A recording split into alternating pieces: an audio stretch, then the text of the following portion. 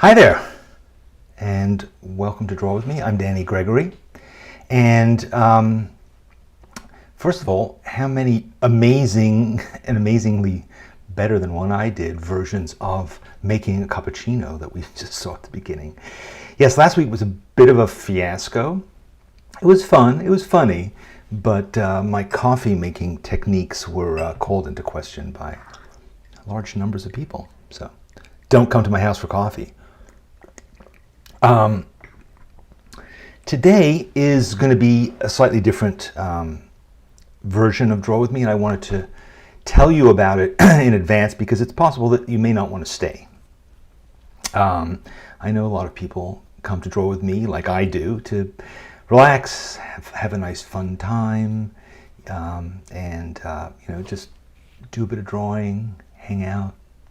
And today is going to be a bit different just because we are going to do a bit of drawing, we are going to hang out, but we're also going to talk about some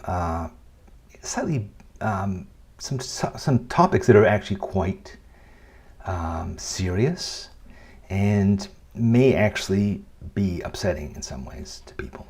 We're going to talk about challenges that young artists face. We're going to talk about depression. We're going to talk about anxiety. We're going to talk about substance abuse, and we're going to talk about death.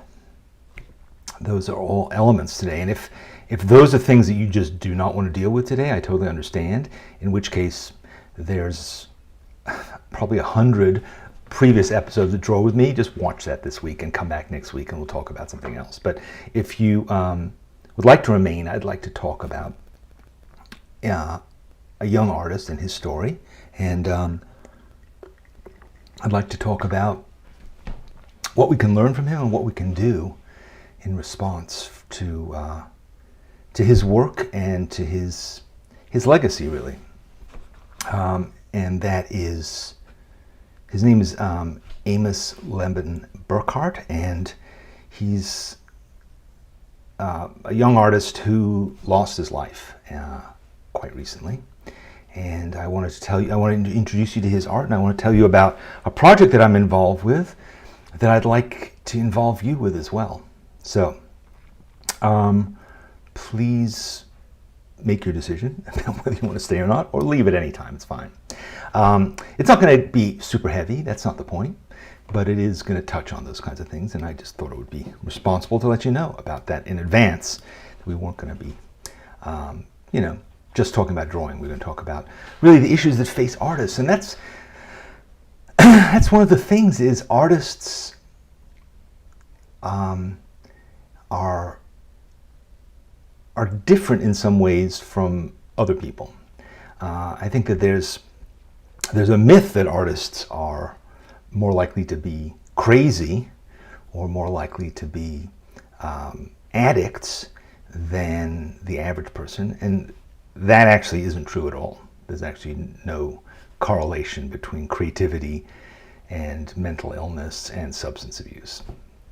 There's a coincidental one, but the fact is that that artists and creative people in general are sensitive, and I don't mean sensitive as in they need to be protected and they're delicate flowers. I don't mean that. I mean we creative people are sensitive to what's going on around us. That's what feeds our art, right? Is the fact that we're aware of things, we're noticing things. And I think that there's a tendency there's this kind of myth that artists are, heads in the clouds, or, we're on another planet. And I've talked about this before. I think that the opposite is true, that artists are actually much more engaged, much more finely tuned to what they see, to what they feel inside, to how others react to them. We are more finely tuned mechanisms. And sometimes, if there are things in addition to this kind of natural inclination that artists have that are going on with us, it can become really problematic, right? Because we're even more likely to be triggered by things. So, I think we want to think about, as Chris just pointed out, artists feel the world. It's true. We feel the world. That's what we're doing ultimately. That's the purpose of art making. At really every level is to say, this is what I see. This is what I feel. And I'm going to share it with you. That's really what it is, right? People misunderstand that. They think this is the picture that I made. But really what we want to do is we want to say, this is who I am. This is what I see. This is what I think is important. And I want you to share in it with me and see, do you feel that too? Do you agree with that? Or maybe you'd never noticed that before. And maybe you will be enhanced. Your life will be made richer by seeing it through my eyes. And so I want to talk about Amos, Amos was a kid who was obviously artistic and creative from when he was really little. He was a very funny kid. He just observed, and he was around when we would see him like when in situations with adults, and he could always tell, like he would say funny things, he would notice funny things, And a lot of times people a group of adults together with a little kid, they don't notice what the little kid is even seeing and observing. But, little kids have big ears and big eyes, and they're noticing what's going on. And that was always the case with him, that he was paying attention and he was interpreting it, and he would come up with really hilarious insights into the stuff that he saw. But when he was, by the time he became a teenager, he was really started to show himself as an artist. And he was, he grew up in a relatively small rural place in Pennsylvania, but he was becoming like a sophisticated artist when he was at, 14, 15 years old, and making a lot of art. And when he was, I think, 16 maybe? 16 or 17, he was enrolled in a program at Cal Arts, which is a really prestigious school in California. And so over the summer, he learned a lot about really art making as it's done by professional artists. He learned about animation. He learned more and more how to think like an artist, and he really started to evolve and to show what he was capable of. And then he started to apply for art schools, and he applied to so many art schools and got into all of them and got scholarships to many of them. I mean, serious major scholarships. And art schools saw incredible potential in what he had already done. And his art was really mature and really emotional, original, and communicative, really conveyed stuff. And so, it was clear that he was going places. Unfortunately, at the same time, this is more or less his, when he was 17, he also started to develop depression, social anxiety, gender dysmorphia, and he also developed substance abuse problems. And he eventually his parents sent him to treatment centers. He went to several really prestigious places to get treatment, but I think he was in one in Florida for like 6 months. Is that true? I can't remember the exact details of it, but oh, good. Anne is here. Anne is from the Amos Lemon Burkhart Foundation, and she's an old friend of mine and JJ's, and she has taken Amos's legacy, which we'll talk about in a minute, and made something really spectacular out of it. So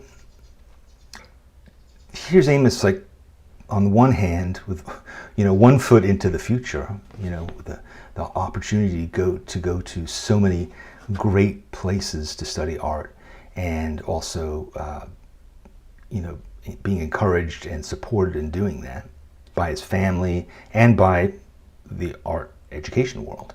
So getting everything that a young artist needs, and yet at the same time wrestling with these demons and these terrible problems that were, you know, he and his family, he was getting all the support and treatment that he needed, but he was still struggling with these problems. And ultimately, the summer before he was going to finally go to the Montserrat College, which is a great art school in New England, he had an accident and passed away, 19 years old. And it was basically, it's a bit of a mystery as to what exactly happened. It was basically, from what I understand about it, from what I've read about it, it was caused by prescription medication and just a situation where he actually drowned at the beach. So it was absolutely shocking to all of us. I mean, unimaginable. I mean, we all knew that, yes, there'd been some struggles, but to suddenly find that this kid who was like this bright light, you know, this amazing, amazing kid with amazing potential was lost. And, you know, he was just a couple years younger than my son, who had also just been in art school. And I just, as you can imagine, we all just felt this incredible sense of loss on so many levels. It was just horrible, horrible. And the next thing was that that Anne and Dane, who were his parents, decided to put on, for the memorial service, they wanted to have it be about his art.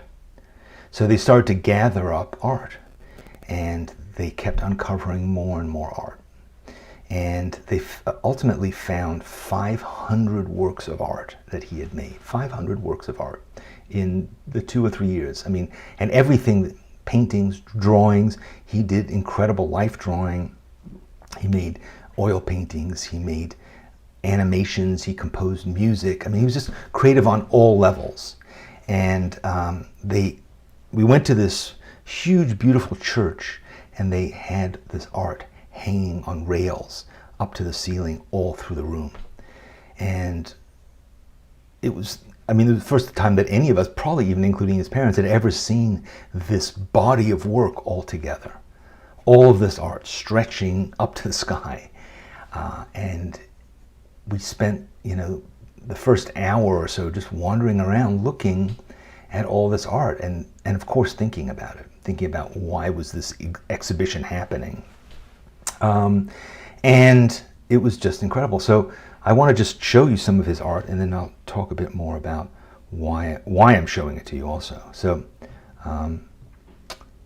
you'll see, I mean, there's so many different forms of it.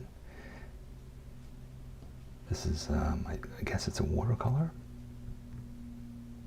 Just so much complexity, beautiful color, incredible emotional power to these things as well.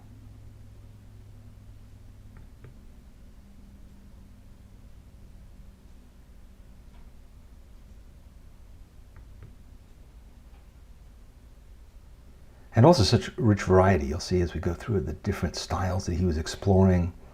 I think he had already had great technical ability. And some of the stuff he was doing when he was 14 or 15 years old, making some of these paintings.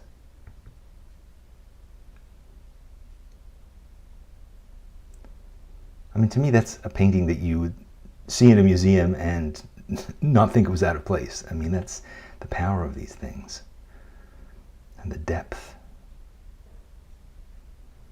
And combining words, there's also words. Some of these are pages from his sketchbooks.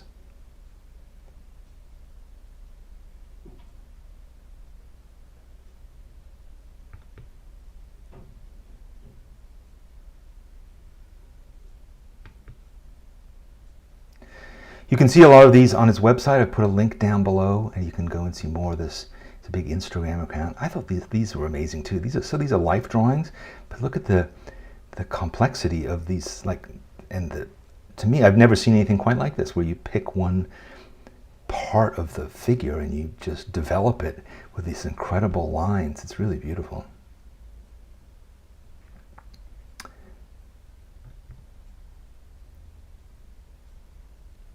Zoetropes, yes, that's what, yeah, there was also animation that's tied to it as well. And then these thin men, he made a lot of these thin kind of creatures that are, I mean, I just thought this was fantastic. But also like so emotional too, these empty skulls and long intertwining figures that are all kind of blocking each other. Just so beautiful.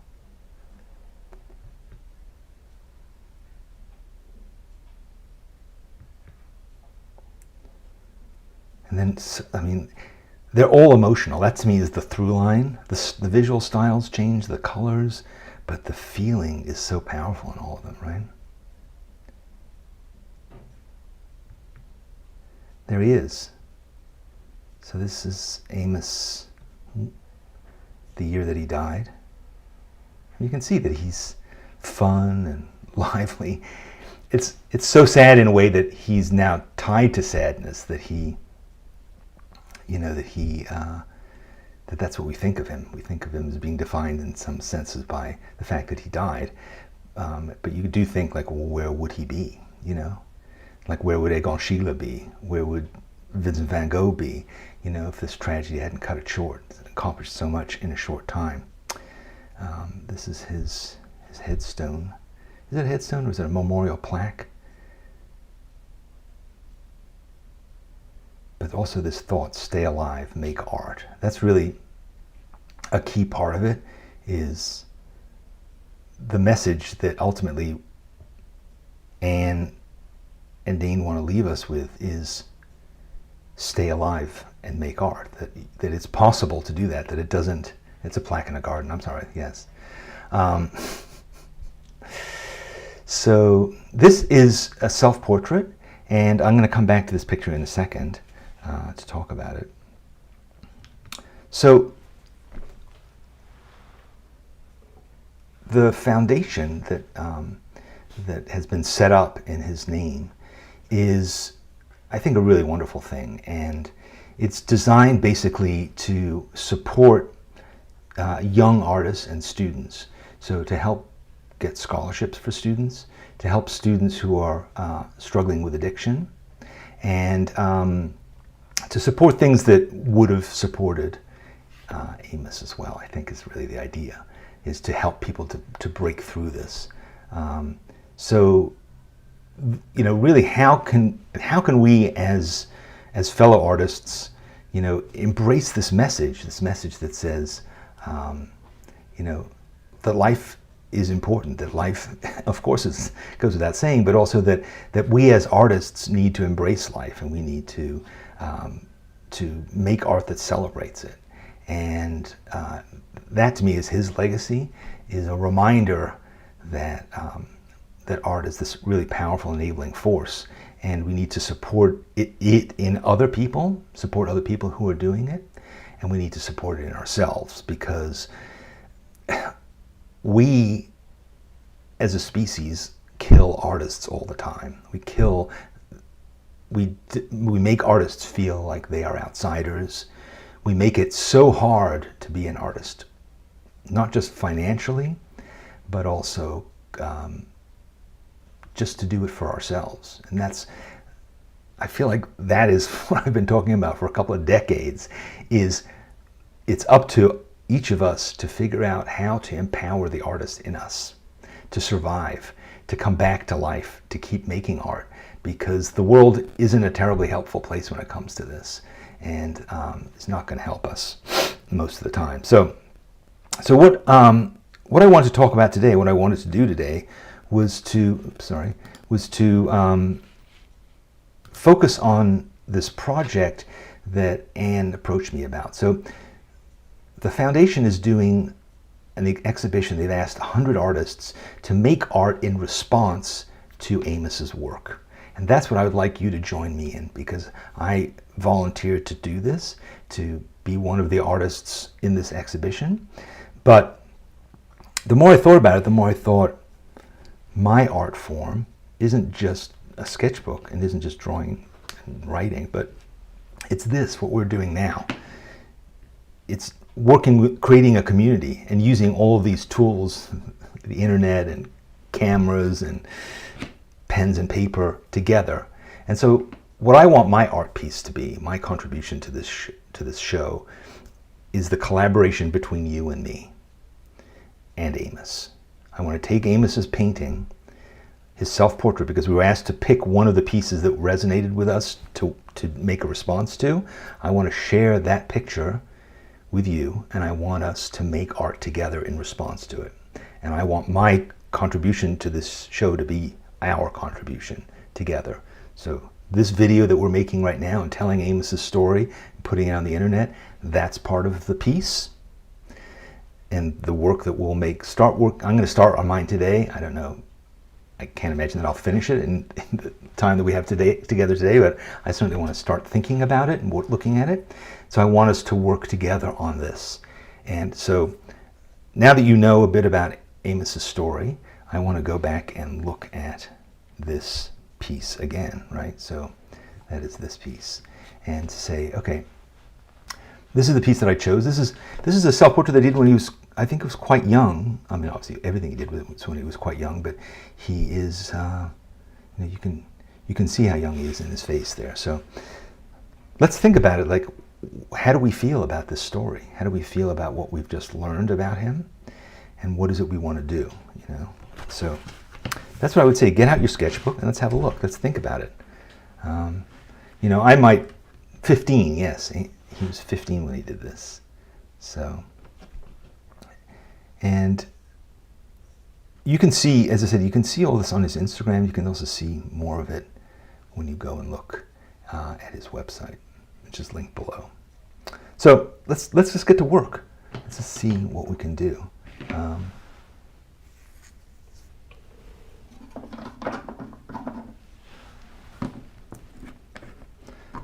I'm just probably going to start by just drawing what I see, because that's kind of where I start. But then I'll see where that goes. So, what do you want to do?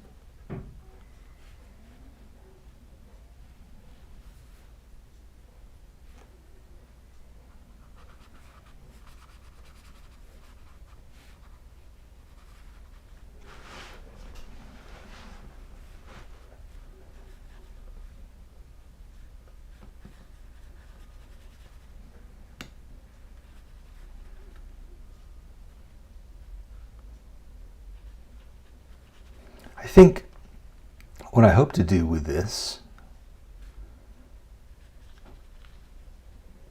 is to say to ourselves, you know, there are lots of different ways of seeing the world. They're all valid. And we need to celebrate all of them. And we all see things, the same things, differently. You know, that's really what makes life and art interesting, is that there isn't any single approach. And that ultimately, the key to art making isn't perfect technique, isn't your mastery of perspective, or, you know, whether or not you understand how to use your tools really well. All those things come with time. That's not the point. What matters most is authenticity. To tell your story as and make it as true as you can. Nobody's asking you to tell your story. And we don't really have many opportunities in life to tell our stories. And a lot of times our stories are the stories of each of us individually are also the stories of all of us. We share so much, you know, even though we go in different ways. I often find that when I write about my life, and I think, God, you know, is anybody going to be interested in this? It's so specific, you know. My life is the specific life that I led. Is anybody else going to relate to that?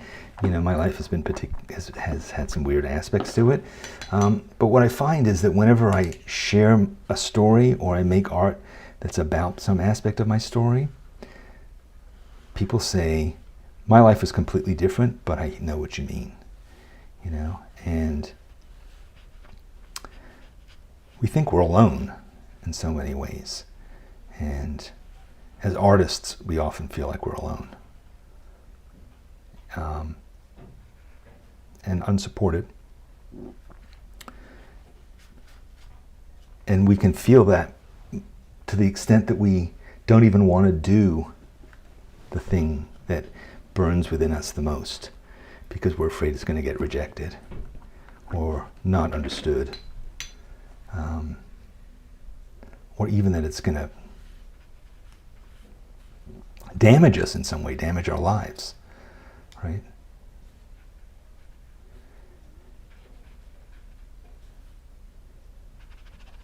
And there are people like Amos who were instantly recognized as, this is what you should be doing, right? Everybody said that about him and saw instantly, like, this kid should be supported because he's so great.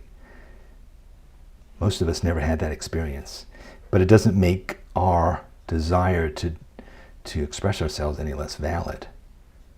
Like, in some ways, it's easier for people who have that head start. And others have to struggle harder because of it. But that doesn't mean we shouldn't. And it doesn't mean that we won't be able to achieve the thing that we really want to achieve, which is this sense of truth.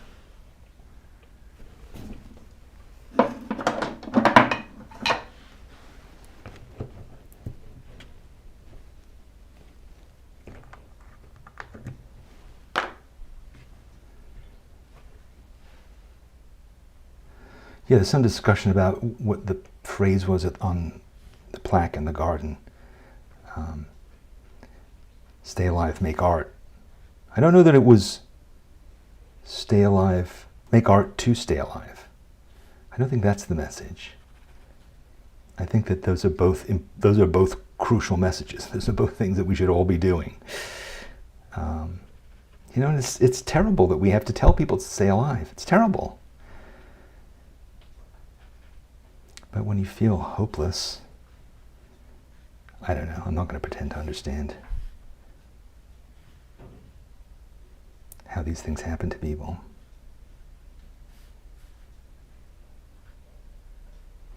I mean, I had people in my life who have mental illness, or have had people in my life who had mental illness. I've felt sometimes gripped by depression and anxiety myself. I think particularly these days, we're all feeling that.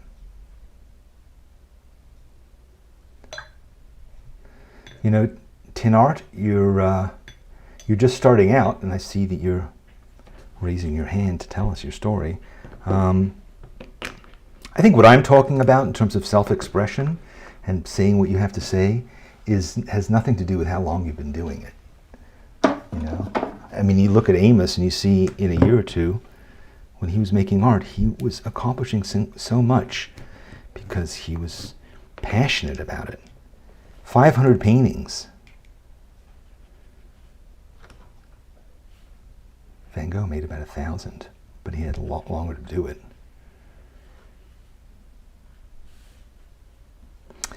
We went to this experience here in Phoenix this last week. It was, I forget what it was called, Virtual Van Gogh. Was it Virtual Van Gogh? Something like that. It was this sort of experiential thing that you go into a giant room and they projected images taken from Van Gogh's paintings onto the wall.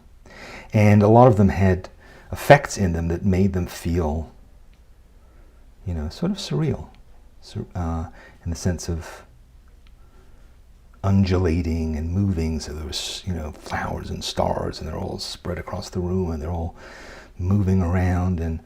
And I can't tell you how many conversations I heard people have about, well, that's probably how Van Gogh saw it. That's probably how he saw the world, that as if Van Gogh was like constantly walking around hallucinating. And the idea was that's why he made this great art, because that's really what he was seeing.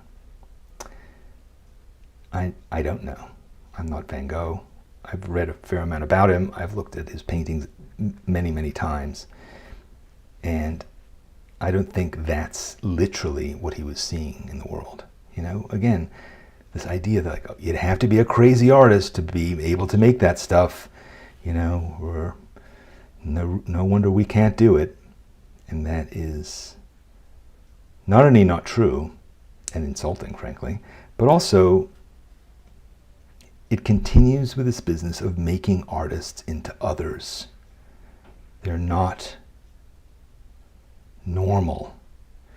And the tragedy of that is that, first of all that artists are doing is expressing what we all feel.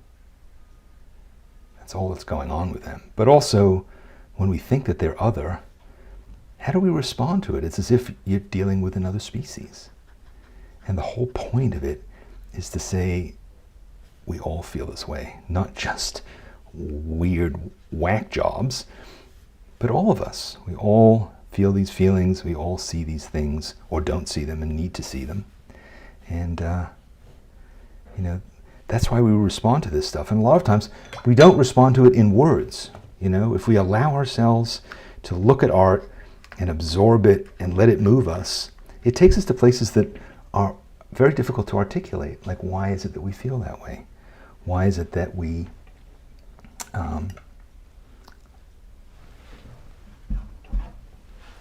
why is it that we're experiencing something we haven't experienced before through looking at this stuff, looking at this ink and this oil paint on canvas? Like, why is it making us feel emotions? That's the power of it. And you can't reduce it to words, but it's designed for all of us.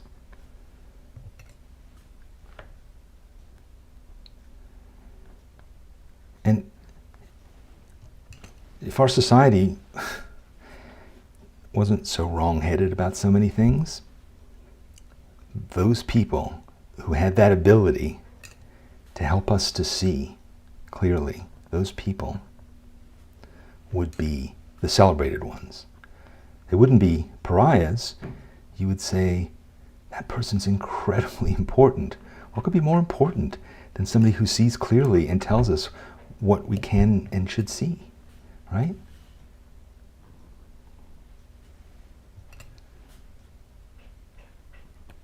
I mean, that's so powerful and so valuable. Why treat those people as if what they're doing is not relevant to us, or is somehow different, or is other?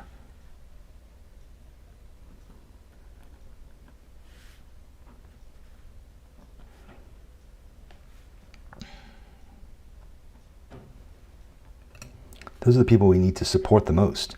Those are the people who help us to see solutions to problems that affect us all. And in this world that we're living in now, where we have so many problems that need creative solutions, pandemics, climate change, division, all those things, how to deal with all this change, we need creative solutions more than ever. We don't need power. We need fresh ideas. We need people who can look at what is going on and see it for what it is and see a way out of it. It's easy to critique and destroy, but that's not terribly valuable. What we need is opportunities to come up with new ideas to get us out of the woods. And so the people who can do that easily, and the skills that they possess to accomplish those things, are an incredible resource that we need to tap into. And that's why we need to be teaching art in schools and supporting art teachers and giving out scholarships and celebrating artistic accomplishment, not just the money that you make in selling a painting. And we need to have discussions about these things. You know, we need geniuses. Right now we celebrate technology geniuses, technology creativity, which is a form of creativity. It's often tied to money making, but we need to expand that. It's not to say that artists are going to solve pandemics, but maybe they will. Maybe they'll give us insights into it, into how to confront massive change, which is essentially what a pandemic is. It's an incredible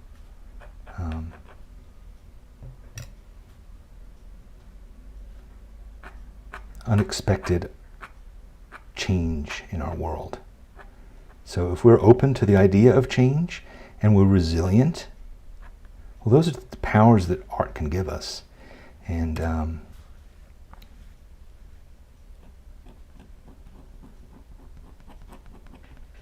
if we have that skill, then we'll be more flexible and more responsive and more able to come up with solutions to problems.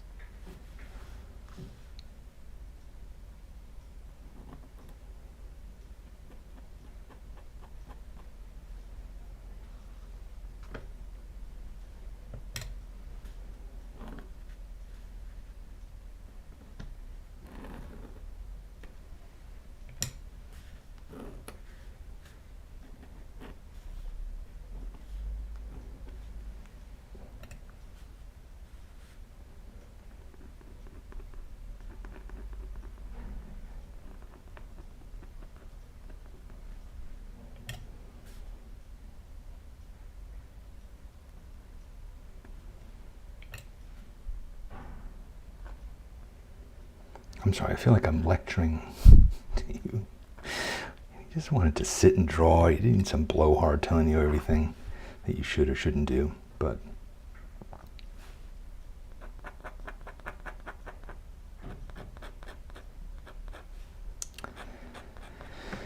I don't know. I think if Amos had been a gifted football player, it might have been a different discussion.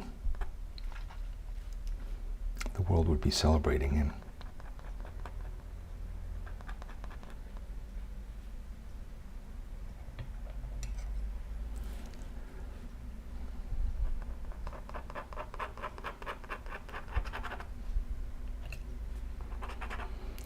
Another thing I want to mention is the experience that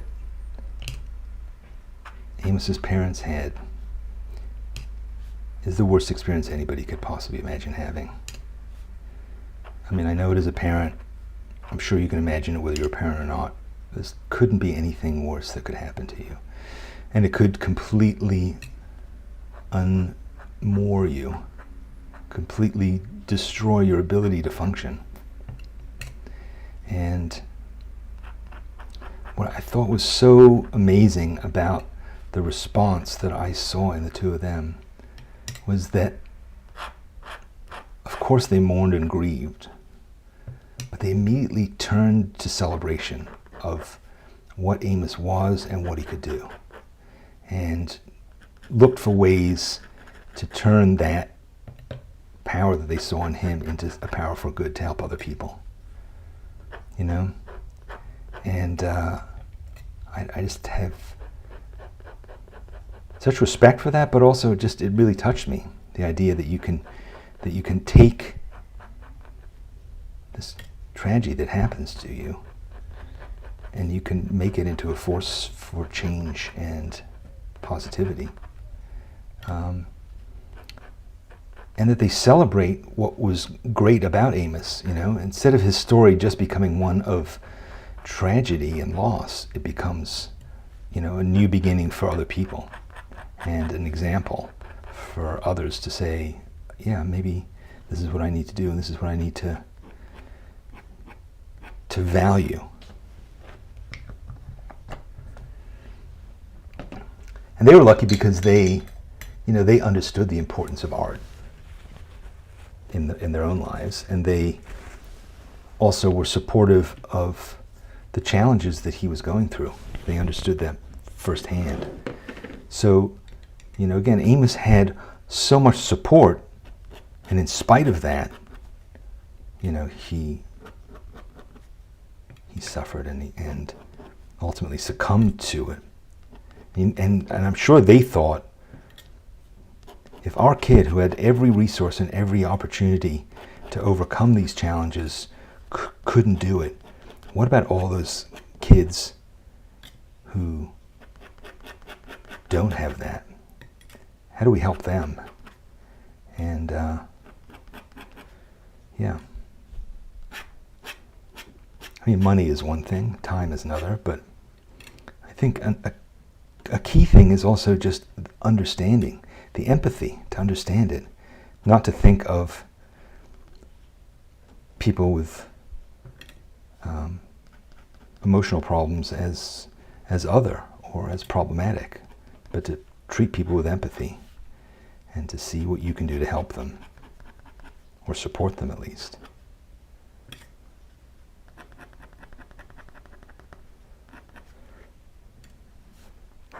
I think it's interesting, while I'm talking to you, it's like I'm like two people right now. This drawing, I have no idea what I'm doing. I feel like as I'm talking about Amos and what I've gotten out of his story, my hand is just doing this drawing without really thinking about it. Not sure if that's a bad thing. Maybe it's like a weird channeling thing. Anne was telling me yesterday that one of Amos's friends gets visited by him while he's sleeping every night in dreams.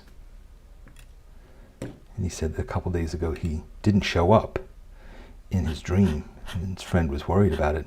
But then the next night, Amos did show up, and he said, "Sorry, I couldn't be here last night. I had to go to orientation." Love that story. There's a video which I linked to below that was made about him and his art and his story, and his dad tells this story at the end about Amos being on the beach, and there were a lot of starfish that had been washed up on the beach, and he was picking them up and throwing them back into the water. And someone said, "What's the point? What difference does it make? There's so many of them. What difference does it make?" And Amos said, holding one of the starfish, "It makes a difference to this one." I think that's just a beautiful encapsulation of, problems can seem so enormous that we think, what can we possibly do? How can we possibly make a difference? But we do it by making an effort to help in some small way. And if enough of us do it, it makes a big difference.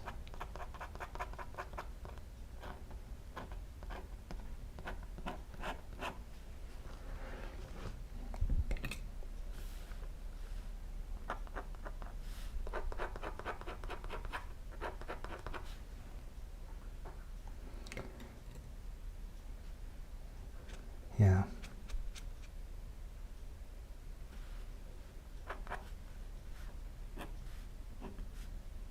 I wish I could follow along with your comments.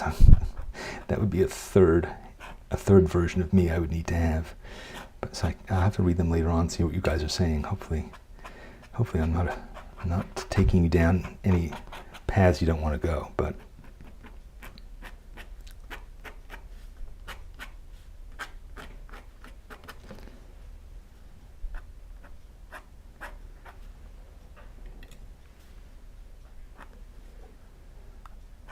I'm curious to see what you guys are doing also in terms of the art that you're making. I mean, I'm being a little bit literal here, in that I'm responding right to this painting. I don't even know if that's what I've never been asked to respond to a work of art before in this way. So I don't really know whether I'm doing it right. But maybe you do, and maybe it doesn't really matter. That's the most likely scenario, is it really doesn't matter. Because honestly, I think what matters is I'm feeling and I'm thinking about it while I'm doing it, and stuff is happening, stuff is going on. I don't really have any plan for it. It's funny, I made a video a couple days ago called What I Think About When I Draw. And it was just an interesting question to ask myself, like, should I be thinking more? Should I be having plans for all this? You know, is it okay to just kind of go at it and see what happens? You can watch the video and figure out what my conclusion was. But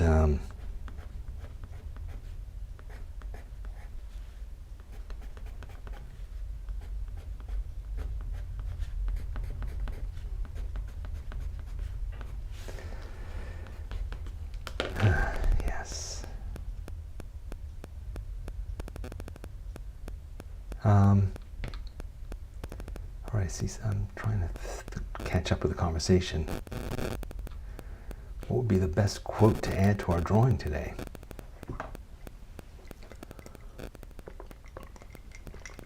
That's a good question. I like the idea that you would put a quote. You know, actually, I wonder if I can pull this up.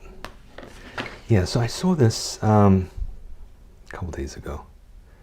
I thought it was interesting. I wanted to write about it, but I'll share it with you now, and then maybe I won't write about it. But so this is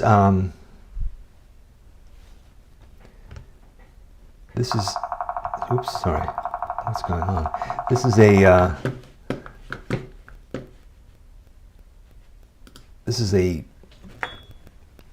Instagram post from Naomi Osaka. You know who she is, right?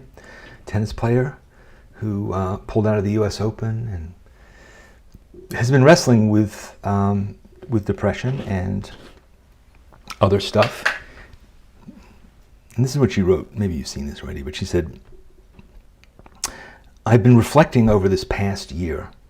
So grateful for the people around me because the support I feel is completely unparalleled. Recently, I've been asking myself, why do I feel the way I do? And I realized that one of the reasons is because internally, I think I'm never good enough." This is Naomi Osaka, highest paid athlete in the world. "I've never told myself that I've done a good job. But I do know I constantly tell myself that I suck or I could do better. I know in the past some people have called me humble, but if I really consider it, I think I'm extremely self-deprecating. Every time a new opportunity arises, my first thought is, wow, why me? I guess what I'm trying to say is that I'm going to try to celebrate myself and my accomplishments more. I think we all should. You get up in the morning and didn't procrastinate on something? Champion. Figured something out at work that's been bugging you for a while? Absolute legend. Your life is your own, and you shouldn't value yourself on other people's standards.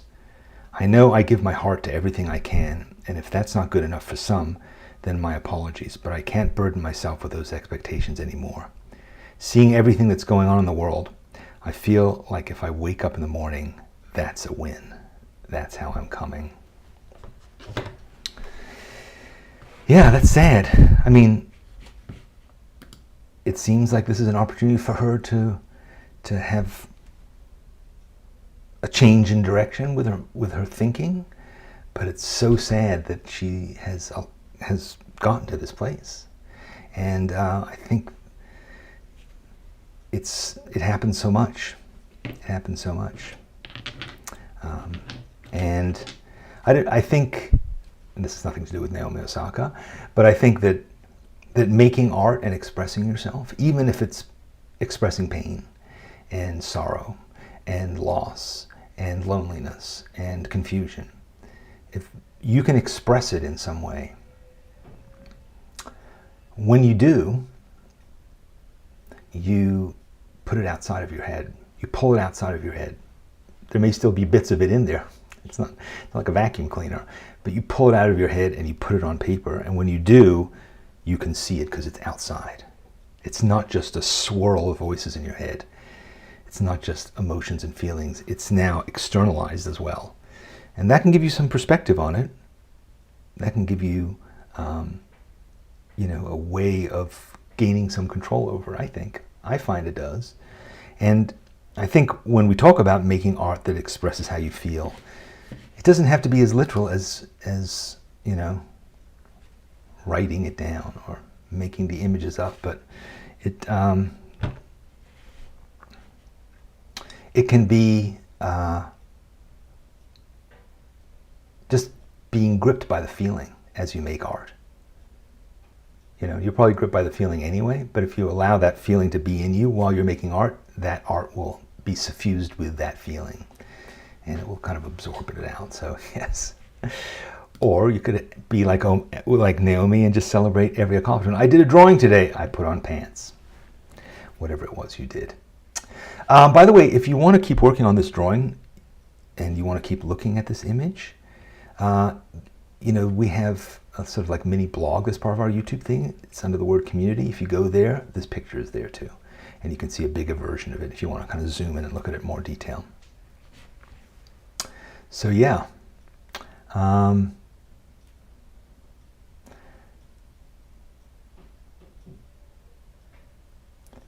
right. I want to keep working on this, but I don't want to keep working on it while I'm doing a YouTube thing. So I will keep going, and I don't know, maybe I'll go through this whole experience again on my own, but I really like the fact that I was doing it while you were doing it. I feel like that, as I said, this part of me that was doing this, my hand, I wasn't thinking. I don't know if that's a good thing, but that was what was happening. I wasn't thinking. So let me carry on. All right, I'm going to wrap it up so that I really want to see what you're doing. So let me just come back here. Again, you can go and look at the reference elsewhere, but I'm going to come back now. So what I want you to do, if you're willing to share this, is I'd like you to do a few things. One thing is I'd like you to take a photograph of your art, a good photograph, not with like out of focus and badly lit and the cat in the corner of it. Just take a nice picture that respects your art. And I want you to post it on social media. You can post it in the schoolyard, the Sketchbook schoolyard, that's fine, but I would also like you to post it on social media.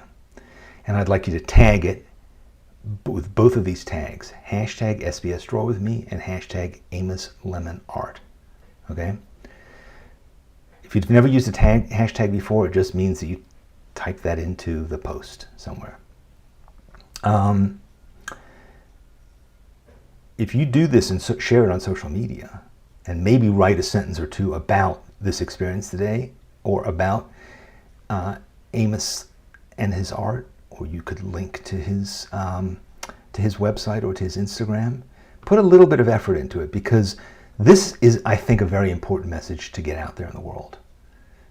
To celebrate and to support young artists, to try and reduce the stigma of mental disorders, to take that away or to diminish it, so that, and also to make it clear that that we need to be empathetic and we need to support people. That may be a lot of stuff to put into a Facebook post, but I want you to think about that. I think as artists, this is part of our responsibility, which is to make the world a better place. And this is a really important way of doing it, to support other artists and to support people in need, and to use our art to do it, and to use our platforms to do it. So I hope that you will do that. And also go and check out the foundation. If you'd like to support the foundation, that would be awesome. That's part of the reason that we're doing this and contributing this art, is to support the foundation, because they're gonna sell it, and they're gonna give the proceeds to the scholarship foundations and so forth. So yeah, there's a really great article that you can also find, which was in, where was it? It was in bctv.org, and you can learn more about Amos and about the foundation. There's just a lot of stuff, and they're doing exhibitions of his work now, like not in churches at memorial services, but actually out there, and also using it as a springboard for talking about these issues. So, hey, thanks very much for joining me. Next week, I promise you, we will draw something more lighthearted, perhaps. But also, I'd like to, continue to try to provoke you when it comes to matters of art. So we'll get together again then, and I'll hopefully be able to show your piece in tribute to Amos as well as those of others at the beginning of the show. So thank you again for joining me. Thank you for listening to this whole diatribe, and for most of all, for collaborating with me on making art, for drawing with me. And it really is encouraging and supportive to me, and I hope it is to you as well. So thanks a lot. I'll see you guys next week. Have a good day, and thanks for being here today too. See y'all later.